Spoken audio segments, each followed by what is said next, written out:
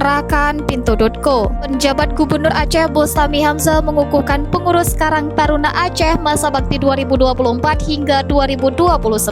Acara berlangsung di Anjong Monmata, Banda Aceh dan dihadiri oleh Ketua Umum Pengurus Nasional Karang Taruna Didik Mukrianto serta Sekretaris Jenderal PNKT Deden Sirajuddin, Selasa 20 Agustus 2024. Acara dimulai dengan pembacaan ikrar oleh PJ Gubernur Bustami diikuti oleh pelantikan pengurus baru Karang Taruna Aceh. Bustami menyerahkan pataka Karang Taruna kepada Ismet, Ketua Karang Taruna Aceh yang baru dilantik, menandai awal masa bakti baru organisasi tersebut. PJ Gubernur Aceh Bustami Hamzah mengucapkan selamat kepada pengurus baru dan menekankan bahwa pelantikan ini adalah awal dari tanggung jawab besar. Ia juga mengingatkan peran penting Karang Taruna dalam membina dan memberdayakan masyarakat, terutama generasi muda di tingkat kampung.